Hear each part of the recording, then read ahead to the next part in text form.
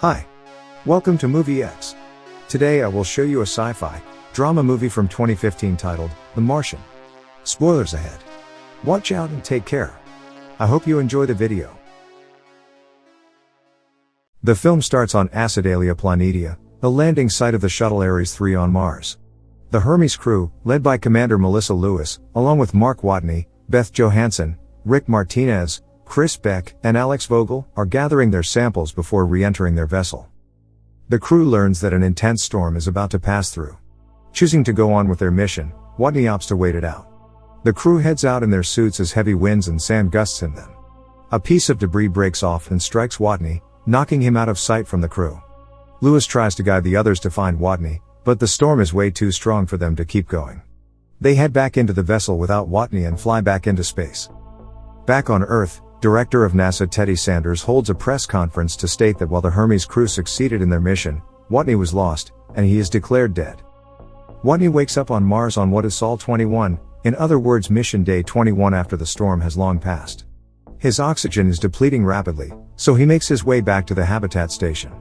Has also been impaled by an antenna in his abdomen. Watney pulls it out and then staples the wound shut. He sits down to make a video log where he states that he's alive, and how he acknowledges that it'll be another 4 years before a manned mission is launched to bring him back, and with the current food supply in the habitat meant for him and the other 5 crew members, he would have almost a year's worth of food to last him, and a little longer if he rations. Therefore, Watney determined that he has to grow 3 years worth of food on a planet where nothing grows. Luckily for him, he's a botanist. At NASA, engineer Vincent Kapoor talks to Sanders over trying to get another mission funded to bring Watney back without compromising the missions of the next 2 Ares launches. Sanders refuses. Later, another engineer named Mindy Park meets with Kapoor after they discover satellite photos from Mars that are a minute apart, where they see movement detected. They bring in Sanders and Director of Media Relations Annie Montrose to prove that Watney is still alive. A few sols later, Watney has managed to grow potato crops using waste from the crew as fertilizer, to his disgust, while also burning hydrazine to make water. As he continues to work on his food supply, he keeps going with the video logs and decides to use a rover to make it to the Schiaparelli crater that will be the landing site for Ares 4 in 4 years. Since the rover can only take him so far, he gets by using solar cells and an extra battery. Watney tests the rover to find the Pathfinder probe to get in touch with NASA. Using a code, he is able to send a message to NASA confirming that he is alive. Kapoor and his colleagues receive the message and manage to get in touch with Watney through computer messages. When Watney asks how the crew took the news of him still being alive, Kapoor regretfully tells him that the crew still has no idea, prompting Watney to write obscenities, which are also broadcast all over the world. Watney's story becomes a worldwide sensation. His communications with NASA are logged, and he even has a photo taken for publishing, which Montrose doesn't like because she can't see his face. The Hermes crew has been spending the last few months enjoying the ride back to Earth while also keeping in touch with their loved ones.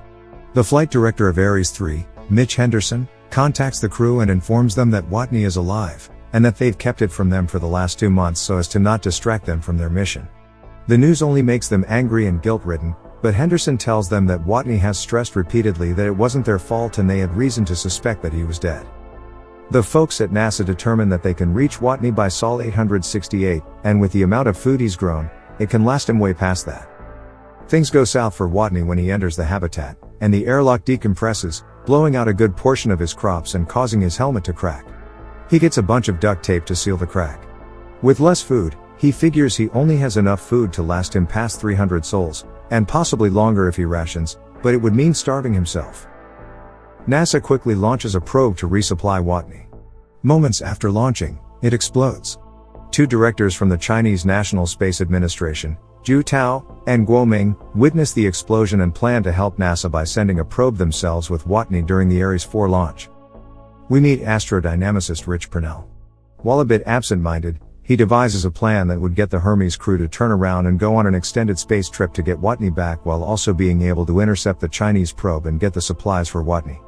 Sanders refuses to go through with this plan, but Henderson secretly sends the plan to the crew. Despite knowing that they could get in trouble for defying orders, Lewis decides they must go back for Watney. 7 months pass on Mars. Watney has lost a lot of weight, has grown a lot of facial hair, and his teeth are rotting. He started losing hope in his survival and rescue. He sends a video log to anyone who can let his parents know of his fate. Still, He continues to work on the rover to take him to the crater where he locates the Mars ascent vehicle. After the Hermes crew has orbited around Earth and collected the supplies, they are ready to get Watney back. NASA and the rest of the world watch with anticipation. Watney launches the MAV into orbit, but he comes up too low to reach the shuttle. The crew uses an explosive to slow the shuttle down without wasting fuel so they can still get Watney. Lewis uses a tether to get close enough to reach Watney, but she can't. Watney then punctures a hole in his suit to propel himself toward Lewis in Iron Man style. He misses her but grabs the tether, which he uses to pull himself and Lewis back toward the shuttle. Lewis announces to NASA that they got Watney, and everyone all over the world cheers. The crew hugs Watney and jokes about his stench. A while later, Watney begins day one as an instructor to aspiring astronauts. He tells them of his struggle on Mars, and reminds them that if things should go south for them, that they could either accept their fate or work toward fixing it.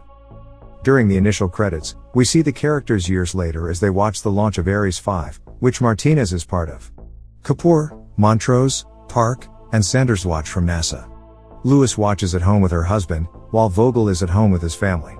Beck and Johansson have gotten married and just had a kid at the hospital where they watch as well. The end. Thank you for watching. Subscribe and leave a like if you'd like to see more videos like this.